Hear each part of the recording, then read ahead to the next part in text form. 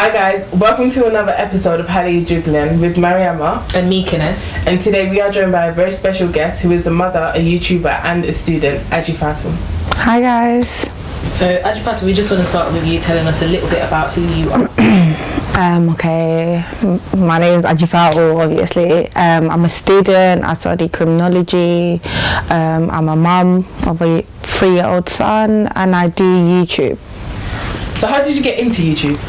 I've actually been thinking about YouTube for like a long time, since college, but I had a former friend in uni who was like, oh, you know, you should do it. She was in YouTube as well, so she kind of just pushed me. I already had the thought, but she kind of was like, okay, look, just do it. You know, she helped me buy a camera, edit stuff, whatnot, and then I just started doing videos, really. Okay. Yeah.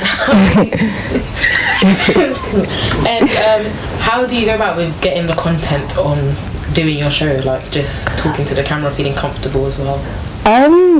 Really, I'm not really nervous when I'm talking to the camera. I'm quite a confident person. I'm not really shy, but when I like watch the videos back, like I just think to myself, like I'm talking like I'm like somebody else is there, like someone's in the room. So I feel like people like that because I'm really like connecting with you. I'm putting myself out there properly to talk to you. So I think it helps for people to feel like they can understand me more. Like be able to like really connect with me. Yeah, because I know when I watch a few of your videos, it made me feel like, wow, like I can actually kind of relate to this girl on this level, even through the camera. Exactly, yeah. To understand maybe certain parts of, I don't know, certain videos that you were, you know. Yeah, that I did, yeah. I just focus on like, I never think about like, oh my God, you know, what is this person thinking? Like, I just have positive thoughts. I don't even think about like anything I'm going to say. I just free my mind and talk, yeah. It's not, yeah. As well, it's the key to making your own channel. It helps. People will pick up on you if you're being fake. Like if you rehearse or whatever, there's people that will pick it up and they will say it. So there's no point, is there? Because I think what we were talking about is like we live in a day and age where everyone wants to do YouTube now. Exactly. It's not a problem, but where you like make yourself different from everyone else, that's what determines whether you know, whether you do have that connection with the people that you reach out to. And I think when you're like able to relate to other people are able to relate back to you, that's what makes it feel okay, I actually want to watch this person's videos. I want to see what it is they have to say, and stuff like that. So I think it's hard to be like original on YouTube because everybody kind of does everything like the same thing. But I just think it's like you said, you as a person. Like when I talk to people, I'm talking to you about stuff that I actually know. I'm not coming like hypothetical or anything. So there will be people that can see where I'm coming from. Like about it. Yeah. So I think the standout videos for me, there's one where you did about being a confident person and about your in school, how people try to knock you back. So how did you feel talking about like people bullying you? Just making sure that people don't get to your head, you knowing your self-worth. It's really hard because sometimes I even ask myself like, how am I so confident? But things literally bounce off me. Nothing anyone has ever said to me has hit my heart. Like words bounce off of me since I've been like a little girl. Like in the story, obviously I explained what happened, my hair, whatnot. But it was just kind of like it was never that deep for me. Like I didn't see why people would say this, but it's just kind of like, I know who I am, like I know what type of person I am. All this stuff is not gonna like stress me out. Like it's like a ball, I don't know, everything just bounces off of me. I'm never taking it personal. Sticks and stones. It's literally exactly that. I don't know, in primary school, like I went to like a very tough primary school. Like it was hood, like there was no time to be weak or like you'll be singled out. Like nobody wants to be that prey, you know, other people are predators and I don't want to be that person, so I had to just learn to like stand up for myself. Like especially when it comes to bullies, because I'm sure everyone's had the similar like you're too dark or you're too big. I know, I definitely did. So having that thick skin, would you say made you as strong as you are today? Definitely, because if I wasn't, like I probably would never even do YouTube. Like I grew up, I'm dark skinned, but my siblings are lighter than me. You see me like with my sibling, you be like, it's like your sister. Like that's how I would go all the time, like, you guys are sisters, and it's kind of just like, oh, like we're different shades, but this is my sister. I never got it, because the people who would like talk about me the most were the same color as me, or even darker. So it's like, what are you talking about? It didn't make no sense, but it was whatever. It was kind of like, now everybody wants to be dark skinned, everyone wants to be talking about melanin. It's just like, where you been? Like, I've been melanin all this time. So I think it's funny because Kinneh and I were talking about that, like back in primary school. I know I got it a lot. Yeah. Like, you're blick, you're this, you're that. Everything. But now you want to be commenting chocolate emojis on my. Now, exactly. It's just a trend. Yeah. Now I'm buff. Yeah. Like, now I'm buff and you want to holler. Like, I just always think to myself, these people that say this stuff you're insecure about yourself. Yourself, definitely. And you have hatred, but I can't allow your hatred to now come on me so I can project that on somebody else. Like, I want to be happy and free, and that's it. Imagine, like, that's so stressful. I just think about, like, you're talking about me, but your mum is the same colour as me. Like, you're really not saying anything. It's just silly. Yeah, that is actually a good point. I think colorism is definitely like a big problem. Yeah, it is. Like black communities and everything, like it's like in every community, like being dark skinned, like they say it's not the right skin, but it's whatever. There's also the video where you spoke about your pregnancy journey. Yeah. I just wanted to ask you, when did you feel like you were ready to let people know, because you spoke about the mental aspect of it, and family support and all that journey. So when did you feel like you were ready for people to know everything you went through? It took me a while. Like, I wasn't ready to do that. But like that video, I was like holding back tears. I was really trying not to cry in that video, and it was still kind of new for me because I didn't like accept everything yet. Like, it was really hard for me, but I just kind of accepted, like, this is what God gave me. Like, I'm a mom, there's nothing I can do about it. I just kind of had to get out my feelings, and I would say maybe it was about when my son was 2. I like finally got over everything. And doing that video, did it help you, like, you know, the fact that you were on YouTube, getting it out to public? How did that make you feel almost? I was nervous because, like, obviously a lot of people on YouTube know I'm Muslim, but I'm not the typical like Muslim girl. So I thought people would like comment on that or say things, you know, exactly. And I can take it, but with my child it's different. But in that video, I literally like let everything out. That was the first time I really let my guard down and just let it all out, which is why like I was trying not to cry. And it was like healing for me, because it's like I let everything go, I accepted it, and I just was like, cool, this is it. Yeah, because there's no point on holding on to that. Definitely. That video was hard for me. I still can't watch it. Like, I don't. Really? Yeah. I think it's an amazing video. I feel like I'm gonna cry if I watch it, so I don't watch the video. No, I haven't watched it. It was, I like when you brought up the mental state that you were in after you had your son. I feel like a lot of people, I don't know if it's just like in a Gambian community, because mental health is not something people talk about. Maybe they don't know much about it. So it was good that you brought it up. And how did your family deal with you going through that as well? For me, mental health is like so important. I think it's such a like vital thing. Like, people do not take their mental health seriously, especially like everyone, but you can say like Gambians, they don't. They think it's like a joke, or it's like, oh, you know, just pray, or like they brush it off. And for me, like, for a while I was like an angry person, and I had all of that boiling in me. But like, I realized me acting out, that wasn't showing my parents anything. Like, I had to like really break down. Like, I'm the oldest in my household, not in my family, so I didn't have time to be weak or cry, or there was no time for that for me. So when I had Jamal, it was like, oh my God, like, I have another kid. This is mine now. I can't pass it to anybody. So I kind of just broke down. Like, I've never been that vulnerable in my life. Nothing has ever been that deep for me to be like, oh, I don't know what to do. My mom was kind of like, yeah, she kind of understood, you know, because I did do some stuff back in school. My dad kind of was just kind of like, oh, I gave it, sort of thing, like.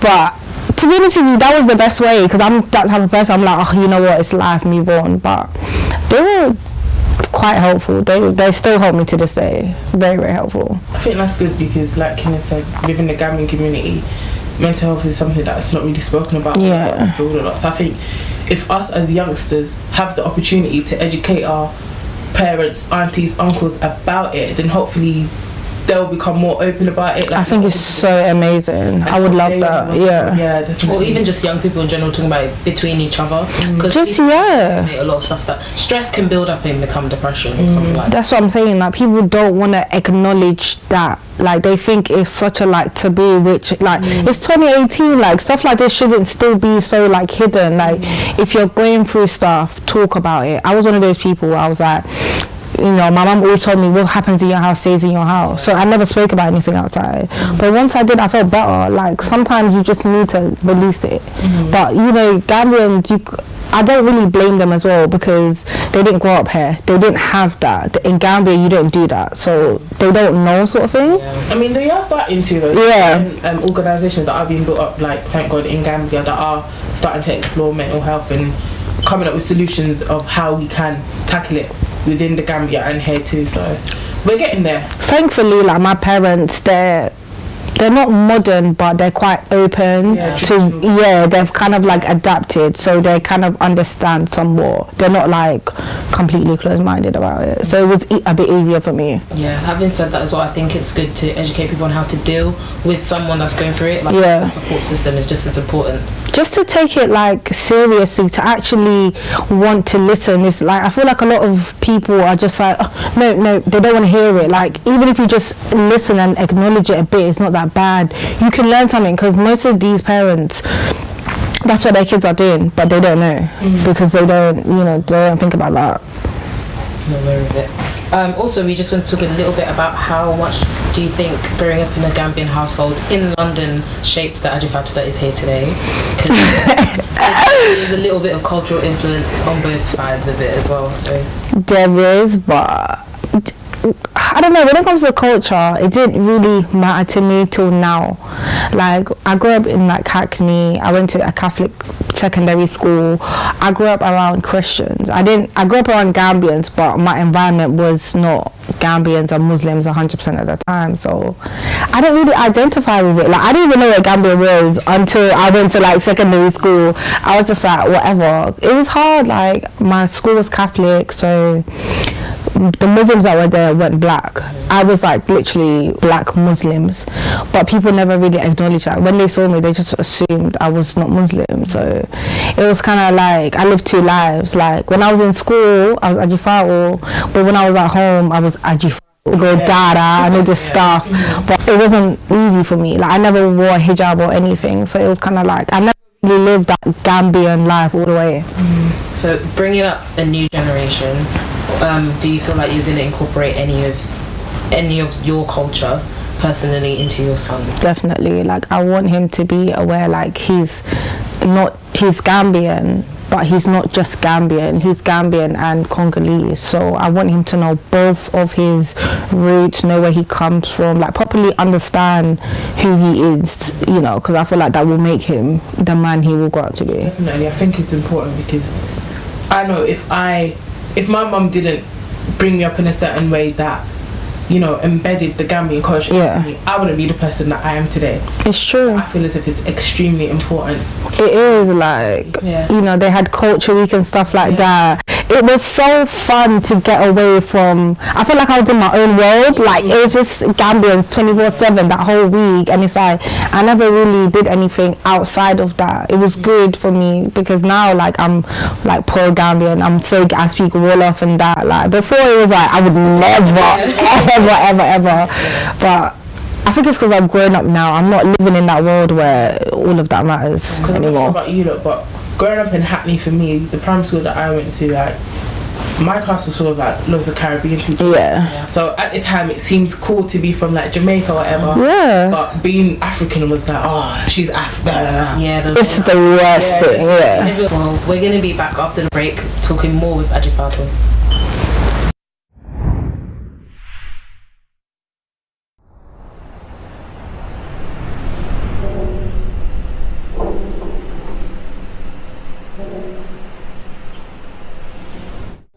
There is is a land not far away, where the sea meets the shore on a golden beach,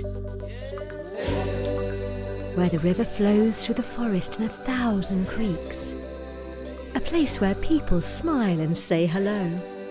Welcome to the Gambia, the smiling coast of Africa. Yo, this one for blessed Gambia. The more we work together, the more we celebrate. The more we come together, the more we celebrate. Come on, let's get together. There's a place I love to be. The Gambia, the Gambia. A date for your diary. UK's first Gambian fashion and exhibition weekend in collaboration with InterFace Gambia TV, Xale Creation, Global Hands and Neutral by Fenye. Live in London, Saturday 30th of June 2018. Designers are welcome to register interest. It's all about raising awareness of the fantastic work being done in our community. More information, go to www.interfacegambia.com. Please keep this date free.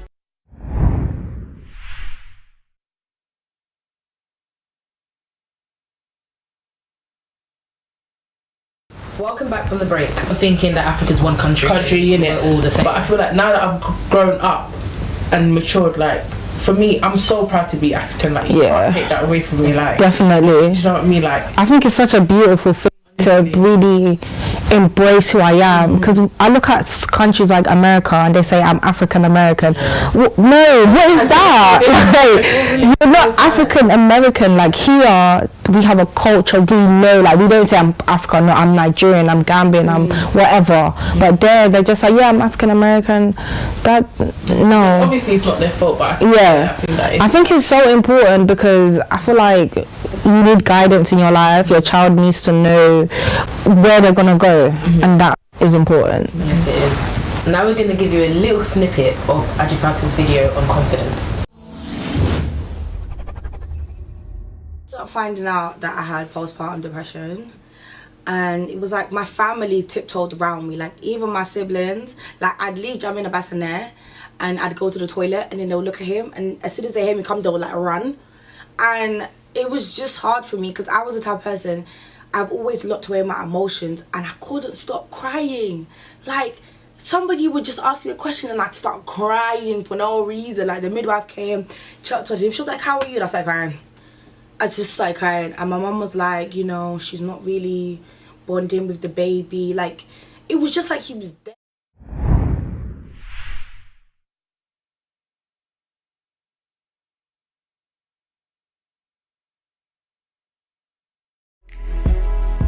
A date for your diary. UK's first Gambian fashion and exhibition weekend in collaboration with InterFace Gambia TV, Xale Creation, Global Hands and Neutral by Fenye. Live in London, Saturday 30th of June 2018. Designers are welcome to register interest. It's all about raising awareness of the fantastic work being done in our community. More information, go to www.interfacegambia.com. Please keep this date free.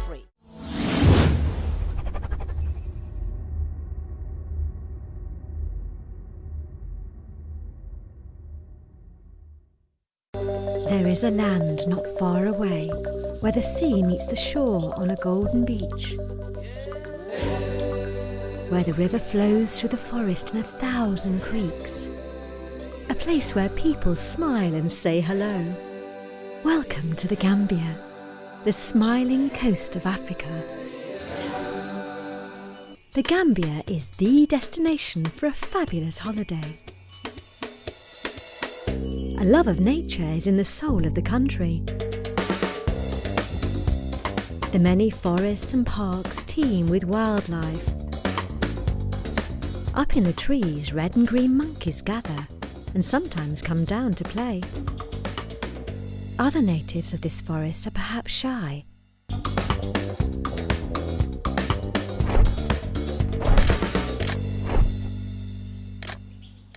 If you love birdwatching, This is one of the best places in the world to see them. Over 560 species live in and migrate to our land. Organised tours with expert guides make it easy to spot some of the many rare species which abound in the forests.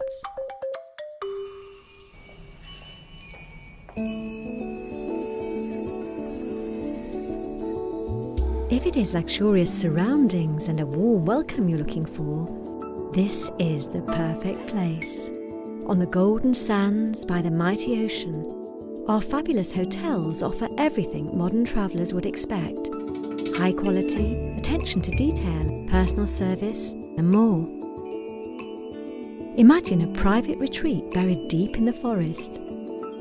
A special place to relax, recharge, and get in touch with our culture and nature. So go discover the smiling coast of Africa.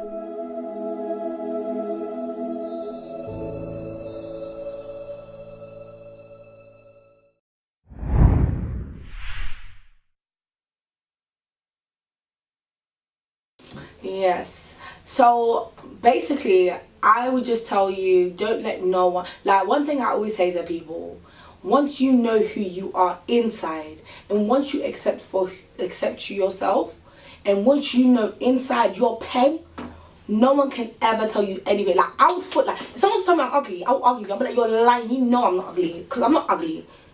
But like I don't believe there's anyone that's ugly. I don't even like to use the word ugly. So you just have to have that within yourself. You have to love yourself, nurture, care, proper take care of you inside. Because there's girls out there that are peng, but because inside they don't feel it, they won't know. You're like, oh, you're pretty, no. You know what I mean? They're bare shy, but that's because they haven't learned to love the inside. They haven't learned to love themselves. And that's what I'll tell you, because that's what I learned. I learned it from a very young age. That's why I have this attitude, like I'm like, bro, bro. Like, no one can ever tell me anything, because I know, like, who's facts, innit? So, I would just tell people to take time. Like, the glow will come. Trust me, I was flames back in the day. I can admit, I was flames. I was dead, you know. I was so dead. But I thought I was so peng that it didn't matter how dead I was.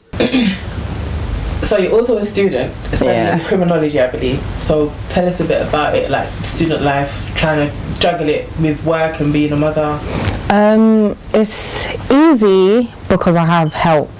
Like, okay, let me not say easy, that's the wrong word. It's doable because I have help. I have a lot of help from my family and my siblings. My son does go daycare, so I'm able to like go uni, go to work, and he's like at daycare, and then they pick him up when it's home time. But his home time's like all the other children home time, like other primary schools. So, you know, it is easy, but it's hard because I don't really get to see him as much. You know, my life is kind of like work, uni, Jamal, work, uni, Jamal, but it's like work, uni, sort of thing. Like I kind of sometimes have to choose which one is a bit more important, which can be hard because I have stuff like parents' evening and he has trips and all of this stuff that I can't participate in because I have to finish uni or I'm at work. So I do find it a bit difficult sometimes because I can't really connect with him all the way because of that.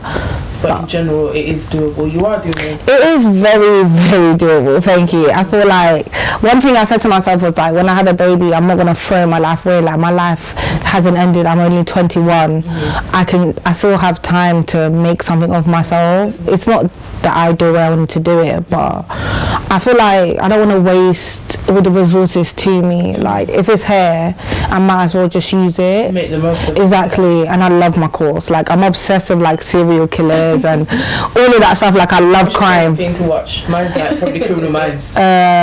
Something I like documentaries, but something like Ted Bundy or Women Behind Bars, stuff like that. Oh, it's so entertaining. I love it. And you know, despite the fact that you are doing all of these things, like I know you say you don't really have time to do anything else, but when you do, what is it that you do? Like, do you go out with your girls? What is it that you do? Like, kind of detox? Just time as well. I love to go out. when it comes to clubbing, like I feel like clubbing is not a motive for me. Like I've literally been going out since I was a little girl, like proper young. So I've already lived that. So for me, like to go out, so it's just like, oh, whatever. But I like to do like exploring stuff. Like I love aquariums. I'm obsessed with like fishes and everything. I absolutely love anything to do with like the sea. That's me. Like I like to take like Jamal out to like the zoos, and like I want him to grow up doing exploring stuff, like, you know, in a Gambian household.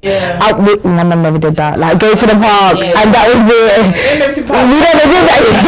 And that was a luxury, if that. So I like to do stuff that I don't just want to chill or do all these everyday stuff. Like I want to, I like to, you know, go to different restaurants. I definitely like eating food. Oh my god, different types of food.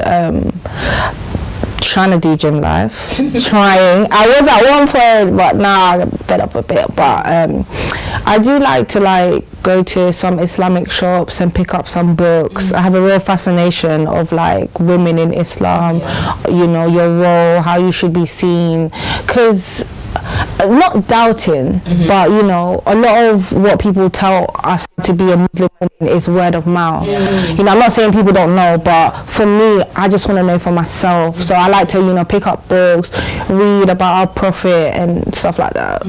I feel like as well, because I've had this conversation with someone where it was like, you're brought up in a religion, but you're not really like groomed into kind of like, this is what we are, so this is what you are. So that is true. Researching is actually a really good idea, because then you see firsthand and learn a lot. I think it's so important, because it's true what they say about like religion. I feel like I was born, my family's Muslim, but I didn't actually become a Muslim until I wanted to. All of this, like, you know, making me go to Dara and reading the Quran, I learned it, I crammed it, but that wasn't out of my own heart. When I actually started reading about Islam and researching, I actually became a Muslim for myself, like, because I wanted to. It wasn't because my mum and dad were and they were like, okay, this is what we are. It's just about like a journey. I feel like religion is so important that you can't force it, because people always get it mixed up. Which is very true. I think also what you touched upon, you know, your fascination with women in Islam, especially in this day and age where Islamophobia is very real, especially when it comes to, you know, the portrayal of Muslim women, you know, their housewives, breeding all the time, oppressed, all of that, terrorists because they're wearing their veils and stuff. Like, it's ridiculous. It's actually ridiculous. Like, that kind of mentality, it kind of also makes you doubt yourself as well. Like, what is my religion really teaching me this? Is it really saying that? So I think it's very important for you to, at the end of the day, go and do your own research and find out for yourself exactly what it's true, because understand. You know, everyone has their own idea of whatever they think should be, or what Muslim women should be. You know, you have those Muslims that think they're better Muslims than other Muslims, like, so it's just kind of just like, I don't know what to think. Do you know what I mean? I don't know where to go, because I'm a black Muslim, but a Pakistani Muslim doesn't do what I do, or an Arab Muslim doesn't. So it's kind of like, all of that is so silly. It's like, we're Muslim, I'm not this color Muslim. No, I'm Muslim. It's a religion. I feel like, you know, people like to speak about Islam as a, you know, religion that comes together, we're humble and all of this, but people don't do that. The fact that you're so, you know, identifying me because of my color and religion doesn't make sense. I'm not a black Muslim, no, I'm just Muslim. Yeah, that's it. That's where culture comes in, because a lot of people mix up the culture aspect and religion. So many times. It's not a Gambian, like an Asian, they're like, no, but this is how we do it. That's your culture. Yes, so people do it all the time. Differentiate that. I feel like it's not clear though. It's not clear, because people just see the bait Muslims, and then everyone else is kind of just like, all right, cool, so I think it's just about doing it for yourself. Don't do it for other people, because it's not going to be good. One day it will crumble because it's not genuine. You don't want it. So should we get the jar? Let's do it. So we've got this jar, right? It's called you know your Gambian men. Oh my so God. basically, what you're gonna do is just take out a slip of paper. Yeah. Read what it says in it and see if you relate to it. Yeah. I probably relate to all of them. Okay, so you're gonna go first, yeah? Okay. Alright, there you go. We're actually excited.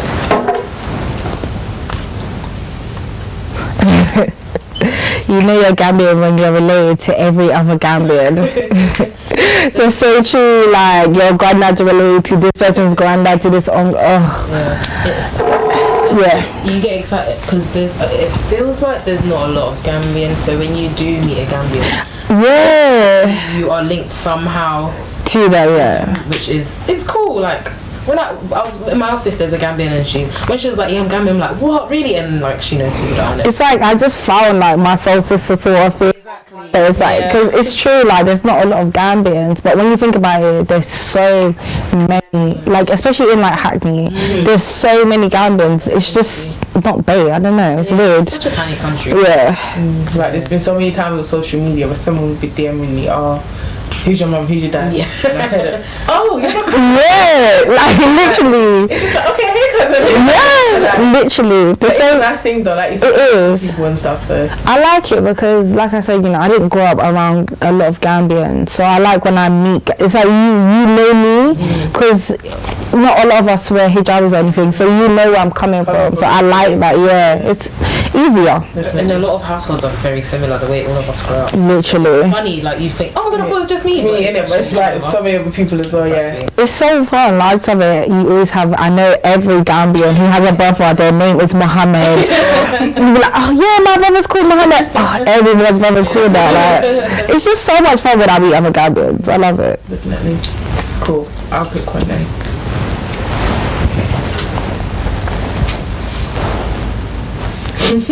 You know you're Gambian when you're told you want to kill your mom if you place your hands on top of your head. I was at work the other day and I was doing it. I saw myself in the camera and I was like, oh my God. You used to it afterwards, like, don't want mom to die. Even if you don't believe it. Yeah, like it's all superstition and literally. You don't want to risk it. Yeah. Just because they believe it. Just in case, like imagine. Even like the shoe thing. The shoe thing. Exactly, like I do it. And I put my hands on my head, they're like, hey, do you want to kill your mom? And I'm just I just find it so dramatic. Like, what? And it's like, even like, there was something like, when I was younger, you know when you have a crack in the pavement and they're like, if you're not like crack. Yeah. And you're like, what? But then, like, unconsciously, you won't step on the car. Like, you just be like, it's so weird. Okay, can I go to him? Cool. God. Sorry, the jar is a bit small. Let's see. Oh my God, how weird. What? This is the one I had last week. Why is it back in there? Yeah, I think I had that one last week as well, did I not? But it's so weird. Okay. You know you're Gambian when you identify another Gambian because the smell of the churai. This is exactly what we were talking about before. Such a like you'll be on the bus and you'll be like, key Gambian. Yeah. It's a really distinctive thing. It's like when I was younger and it's like, I don't like it. It's like, yes, I used to yes, like, I don't want it. I hate it. Smell and your coat and everything. Like you just when like I don't want it to catch on my coat, like my blazer. Like, but now I love it. Like me personally, I love it. I don't care. My friends come to the house, I put it on. You know it is. Like that's natural instinct. Yeah. Just put it on. Going through that. It was weird though, because it's weird because a lot of other people do it. They do. Like, yeah, they actually do. But it's like you don't know, so it's just like. I just think it's kind of like your people that. It's weird. I have a Hindu friend. When I did it, she was like, "Oh, we use this for prayer." I was like, "No, we just use it." Like I have my neighbours there, like Barawa from like Somalia or whatever, and they use it as well. And a special one where they actually eat it. Really? Yeah. Oh wow. I've actually had it. Yeah. Oh wow. Right, it's not bad. Ooh. Makes your breath smell. It's alright. Should we do one more each? Yeah, we can do it. Yeah. Cool. Go on. Oh. There you go. What? I hope it's not the tape. This is something in Wolof, but I cannot read it. You need to read it out. Yeah, I can't read it in Wolof. It's just a phrase. Yeah. You know you're Gambian when your dad heems attire when his male friends come to visit. Yeah. You know what I mean, You know my dad is like, he looks like king of attire. Wadaga all the time. I used to go pick it up after school every time. Wadaga, Nana, like, oh my god. You like it though? No, really, attire is bitter. Jamal loves attire. Because my dad has like 3 what's it called? There's like 3 different winning periods or whatever, and the first one doesn't have sugar, I don't know why, but then the other ones have sugar in them. It's nice. I don't drink much. I don't like attire. Really, I'm a big fan of it. Like, I love attire. So nice. I couldn't stand it. Leh or whatever it's called. That one's not that bad. That's not really attire though, is it? No, it's not. Like Jamal loves it. Him and my dad, they sit, he pulls attire, he drink it, bring back the cup, like. Yeah, I'm a big fan of it. It doesn't help you sleep, like it keeps you awake. It's like coffee. I feel like for me it's fine because I feel like I can sleep like a baby. No, if I drink it and my eyes are like, whoop. Really? Yeah. Is it Chinese tea? It's Gambian tea. I don't even know because they use jasmine and all this stuff like it. I don't know what they are. Well, we took it at home, so it's like it brings community together. Yeah. Look at Gambia, like the guys are sitting outside. Exactly, definitely. It's like it's funny. It's cool. Cool. Let me pick out another one. Okay. You know you're Gambian when your first pair was either Kinneh or Kankuna. Boy. Yeah, I was scared of all of them. I remember the first time I went to Gambia when I was like 6 or 7, and I got told about all these Kankunas and stuff like that. Like the first couple of days, I did not sleep in Gambia. Like I'm so scared of them. They're scary. I don't get it. I didn't even have it. Mom was like, it's entertainment. I'm like, how is that entertainment? Like the lion on his head, and he has all this stuff.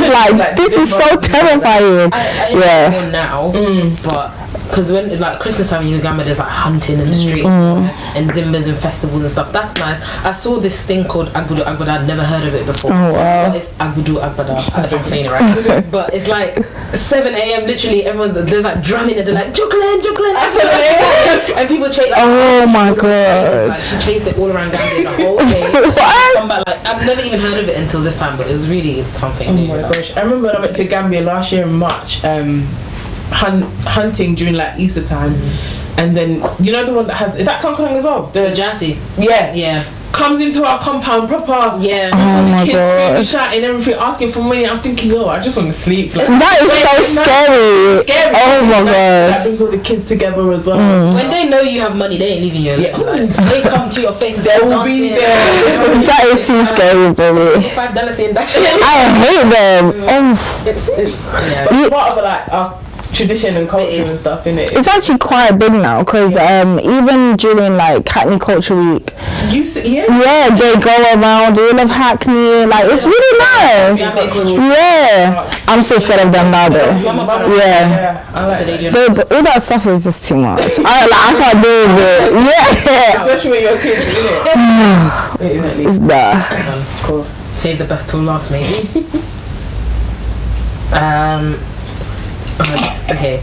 You know you're Gambian when Jelliba is played at almost every event. Oh my god. You know Jelliba can that's our superstar, man. Yeah, that's our superstar. Give me some good words you hear all his music kind of feel a bit emotional. I don't understand what he's saying because I don't speak my dinka, but it's like the sound of the instrument. Yeah, it's just so like pushing that mood. Yeah, it's really it's such a beautiful instrument. The kora is like it's all over West Africa, man. Like it's such a distinctive like sound.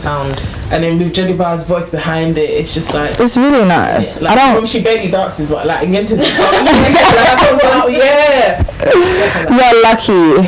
I wish my mom was always like. Your mom's always dancing. I think that's nice. I don't like those stab-outs and all of that. Like it's just loud and all those gay like. Oh my. That is just too much for me. Like I can't have all of that. No. I don't mind when you go Tanabir. That's when it's like because the way people's bodies move. Oh, I love Tanabir. Yeah, like it's just so much art. I love it, but I've never been before. It's so cool. I know. I've never been. What? I'm gonna try to go this year though. It's really good. Like, I think that's like the style that everyone does and everything. So it is. I just feel like you're away. You know, you're just in this like week of being Gambian. Like you proper experience how you are proper. So it's really fun. Like somewhere I love it. Like you wear your clothes and you dress up. You meet all your cousins. You meet new cousins. Like everyone. It's really good. Like Kinneh and I have spoken about this. Like even just Gam was as kids. My face. For a reunion, like it always used to be a reunion. Like making noise. Yes. I was definitely running away from that. I hated that. But it's cool. Like they bring their kid, even though they know their kids aren't going to listen. Yeah, Ghana was. I feel so bad, but I feel like it was so long. Like you know me. Like, but when it came to like 10, that was it. I was out. Honestly, straight to sleep. I had to bring my carrier bag. I had to put a couple drinks in. She's like, but that's the thing about it. Like people always like enough drinks for everyone to take away, enough food to take. The more siblings, the better. Because each one can carry. Yes. We're gonna go on another break, but we'll be right back.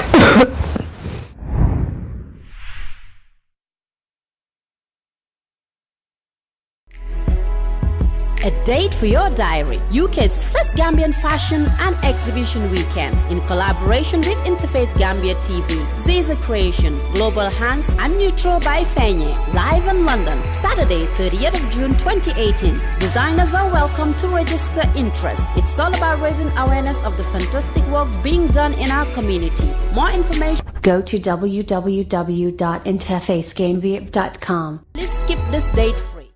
There is a land not far away, where the sea meets the shore on a golden beach,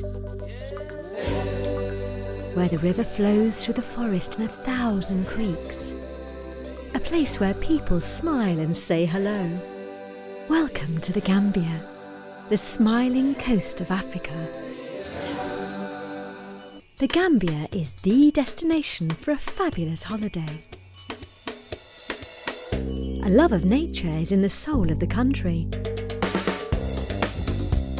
The many forests and parks teem with wildlife. Up in the trees, red and green monkeys gather and sometimes come down to play. Other natives of this forest are perhaps shy.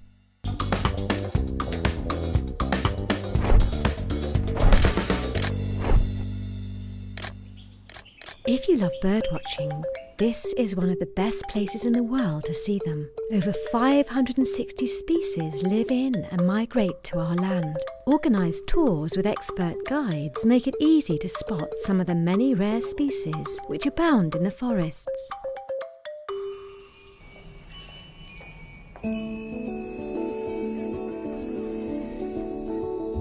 If it is luxurious surroundings and a warm welcome you're looking for, this is the perfect place. On the golden sands by the mighty ocean, our fabulous hotels offer everything modern travellers would expect. High quality, attention to detail, personal service, and more. Imagine a private retreat buried deep in the forest. A special place to relax, recharge, and get in touch with our culture and nature. So go discover the smiling coast of Africa.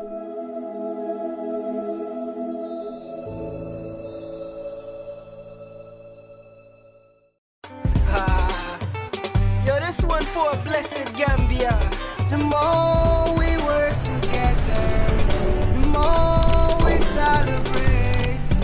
The more we come together, the more we celebrate.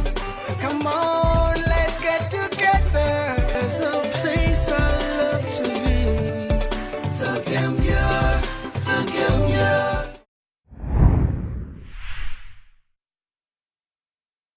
Hey guys, so we're back from the break and we're having a conversation with Eijah Fatou. So we're just going to have a quick conversation now about marriage and her views on it. So, what do you think about marriage?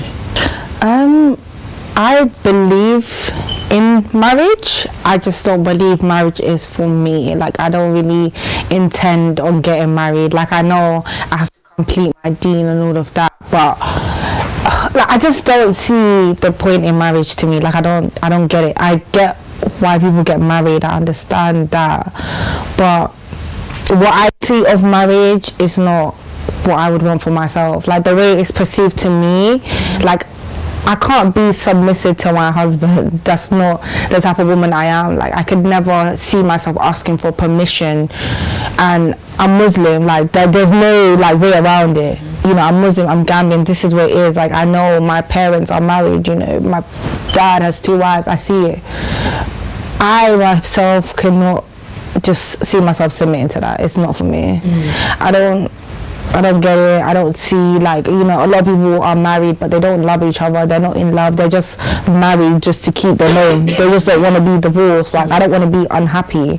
And I feel like when I say it to people just think like, oh, you know, who broke your heart, girl, or whatever. And it's like, no one legit broke my heart. This is just how I feel. Like I'm a very independent woman, which I feel like is good, but it's also bad. I don't feel like it's all the way good. So for me, I'm kind of in like I can't see myself being married. Like I can't see myself like, oh, you know, babe, can I do this? No. Like, no, you don't tell me no. Like I cannot. And it's not just about that, it's about love, it's about affection, everything. Like I talk about mental health, I take it so serious. And it's very hard for me personally to all the way give myself. And I just feel like I'm not in a place where I could do that. So there's no point in me getting married and wasting his time, my time. There's no point. But maybe that's how you feel now. Don't you think that maybe further down the line you could potentially change your mind? Potentially, yes, but knowing how I am, no, because that will require me to open up and allow somebody in, which I don't know if I have that within me, to be honest. So I don't get married, and then when you think about it, like my husband will be wanting another wife and I have to have all these kids and all of that. I'm not on it. Like it's just so frustrating to me when like men say, you know, I'm entitled. Yeah, you're entitled. It's your right. But you don't need a second wife. You're being selfish, because what do you need a wife for? To do what? What am I doing that you need another wife? Like, if you are doing it for the right reason, fine. But if you're just doing it so you can have bare babes, then no, that doesn't make sense. For me, like, it's hard. I find, like, I can't imagine myself being married and my husband's like to me, like, I'm getting another wife. Like, to me, that's like just, I'm broken. Like, you broke me in half. Like, I don't know. For me, it's just not where I see myself. Like, I'm on like bigger things. Like, I'm trying to make it. I'm not really trying to, you know, just about do what I'm supposed to do, then go get married, have kids, and that's my life. And that's it. Yeah. That's long. Yeah, but it's also a thing where I feel like there's a lot of focus on educating girls to grow up and be wives. There isn't within, I don't want to say maybe Gambia, but I just feel like they don't really push on the guys as much as on the girls and their role as definitely not. As a husband. So potentially raising sons to be better men and to know how to treat women is something that maybe in the Gambian community we can work on a little bit more. I think it is, yeah. I don't see myself in a Gambian. Like, I would marry a Gambian just for the simple fact of if I do choose to have more kids, it's easier. You know, right now my son, he's from 2 different places. Well, I'm Senegalese and Gambian, so 3, but whatever. So it's hard. Like, it's gonna be hard for him. There's certain stuff that he won't all the way get, or he might just identify himself as Gambian. But I don't want that because he's something else. And I feel like Gambian men, they're just, I don't know if it's the ones in London or the ones in Birmingham, but I don't know, like, I'm not here for that. No. I mean, they just, it's different. Like, obviously being a Muslim woman, I believe in marriage. Like, despite the fact I've grown up with, you know, parents in divorce, whatever, I still have that hope that marriage is something to, not to aspire to, you know, do whatever, but I do see myself getting married in a way. And when I was younger, asking it, I used to say, no, I'm not gonna marry a Gambian. But for me personally, not that I'm not open to any other, I don't know, races or, you know, people out there. For me personally, like you said, it's easier if you do stick within, you know, what you know. But but then also like I want my kids to speak Wolof. Like, I want them to eat the same food as me. Do you know what I mean? Like I want them to be, you know, involved. I love it. You know what I mean? I hate the fact that that I couldn't speak Wolof. I hated it. It'd be nice to have a companion that's coming from the same place as you. We're both British. We're both Gambian. Yeah. Half speak Wolof. We both eat. You get me? Yeah. So you can't. I don't want to generalize and be like, oh, British Gambian guys are this and that. Because I don't know all of you, but they're all the same. There's also a lot when you have this conversation with girls. It's like, oh, it's such a burden. You got to come home, you got to cook, you got to clean. Like, but now in the 21st century, 2018, guys learn to cook, guys learn to put laundry in the machine and stuff like that. So it's a teamwork. Yeah. And do you have guys out there that are actually trying and learning that, you know, it isn't just they have to follow the way in which their parents, you know. For me, I know in my household, like. My brother, like, my mom was so laid back with him, like, I had to do all the dishes. They're trying to dig out my mom. Do you know Cinderella? Like, I was with that, I saw Cham go, like, bye, Colin. And I'm just like, but obviously my mom, she's changing now as well, because I'm getting older and I'm realising, wait, this was a bit iffy, mom. Like, but I'm educating her as well. And then my brother now as well, he's also like he lives by himself now, so he's got a cook. You know what I mean? So it's weird. It's I don't know, something like so weird. Now that I'm a mum, like as bad as it sounds, I'm like that. Like when it comes to Jamal, there's certain stuff that he won't do. I'll make people do for him because he's a boy. Like I know, but don't you feel as if like you have the opportunity now to mold this young child that you have into a man that can, you know, potentially be the man that you'd want to marry one day. Do you know what I mean? But that's my issue right there. Like, I'm not, men that are feminine, I think is a good thing, but I'm kind of a pick and choose. Like, do your own laundry, cook, all of that, but I still want you to be a man sort of thing, and I still need to be able to see you in that way. But it's different, like. But it's because Jamal's a little one. Well, if you look at my brothers, even like for them to wash dishes, like no, no, they don't do that. Like they're boys, but I just think that's how it is. When you're a boy, like you're seen as more. It's more like what's the word? Tradition. Yeah, you're more valuable. Like you're a boy. You need to change it because I know when I have my son, as soon as they can walk and everything. But Johnny does that now. Like but they learn that with school as well because school they teach boys and girls. Doesn't matter. And gender roles is being like kind of like merged. In my house is different because my mum like they.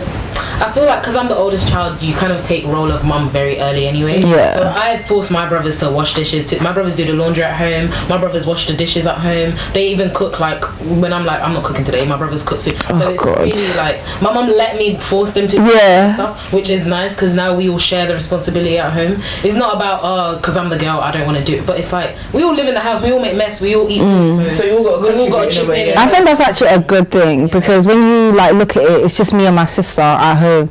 So it's only between us.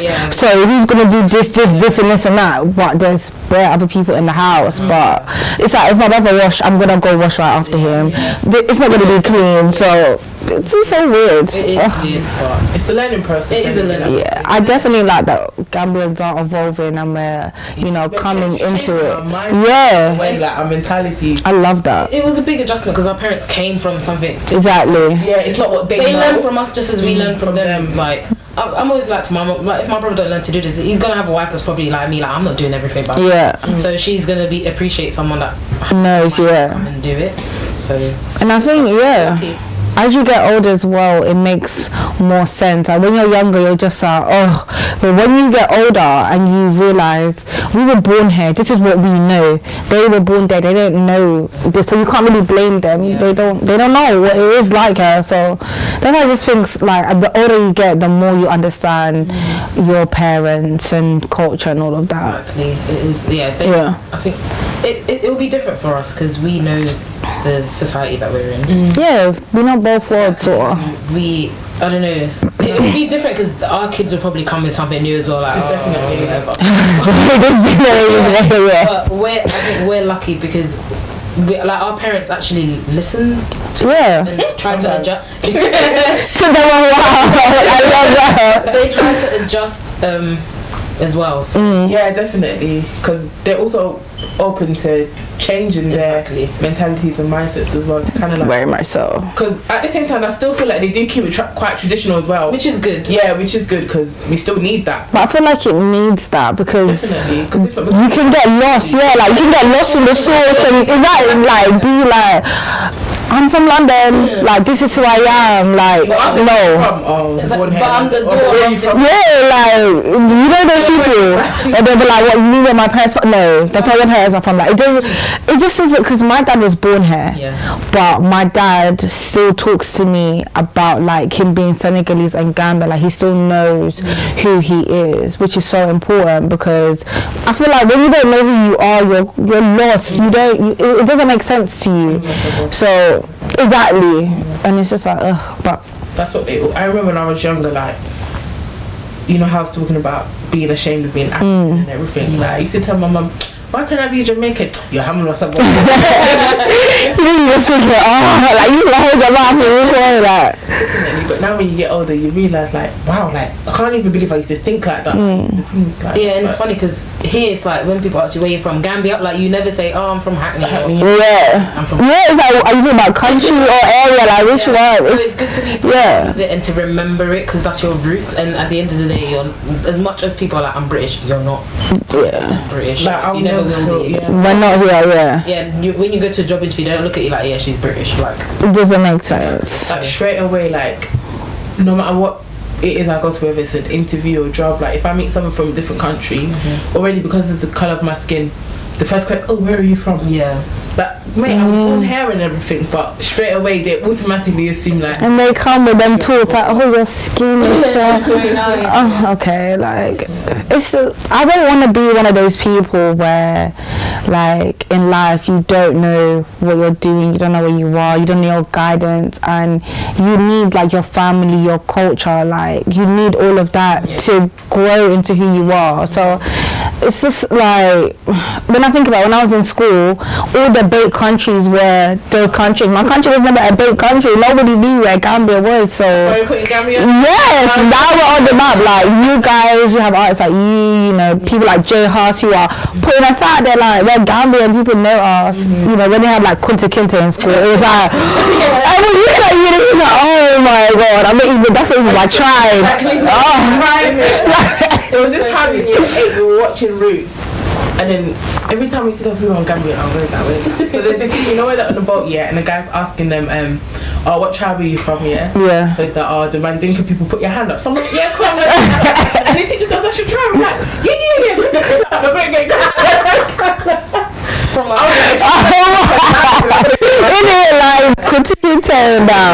no, it's good that now we have, because there's so many, like, this is why we have Xale Juk Len, because there's so many young people that are trying to do so many different things, and it's nice, like, just to remember who you are in your community, because we are more supportive than people know, and like you embrace each other more when you connect on that level, like, oh my god, they're Gambian, what are they doing? Let me see what they're doing. I love it. Like I feel like being so supportive, it's just like of sunshine. Like it's so nice to, you know, have people that support you, and it's genuine. It's nothing like or anything. It's good. Like, it makes you feel good at the end of the day as well, because of all the people coming together, like on Twitter and everything. You got all this love and support coming, and it's overwhelming. I love it. Like because of you, like my TL was like full of Gambians. Like I can even join the banter now. Like I understand finally.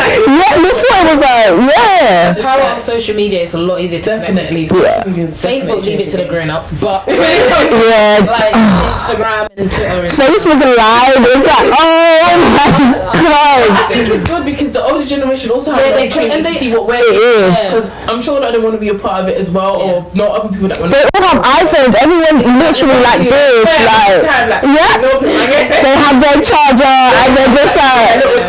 I think it's amazing. It's good because it's nice for them to connect, and we meet people like even my grandma who's in Gambia is on Facebook, and she can talk to us, and we haven't spoken to her in years. Spread out, went to different countries and stuff. Exactly. Schoolmates, and like my mom shows me, I went to school with this person, look, and it's like, it's cool, it's nice. I love it. I just love being Gambian now. Like I like when I meet Gambian people. It's just fun.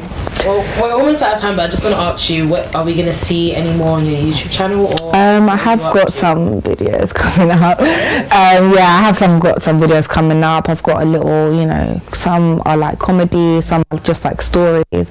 But I'm just trying to get them all together. Really like focus right now on like my driving and uni, so I've kind of put YouTube on the back burner, but I am coming back to it. Okay, and where can we find you on social media? My Instagram is called Made for a Reason, one word. My YouTube name is Fatima Rosa.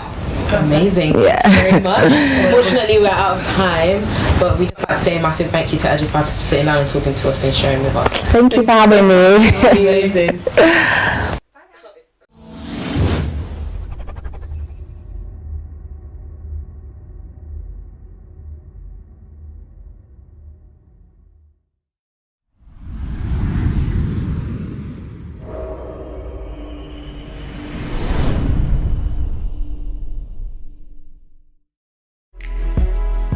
A date for your diary. UK's first Gambian fashion and exhibition weekend in collaboration with InterFace Gambia TV, Xale Creation, Global Hands and Neutral by Fenye. Live in London, Saturday 30th of June 2018. Designers are welcome to register interest. It's all about raising awareness of the fantastic work being done in our community. More information. Go to www.interfacegambia.com. Please skip this date.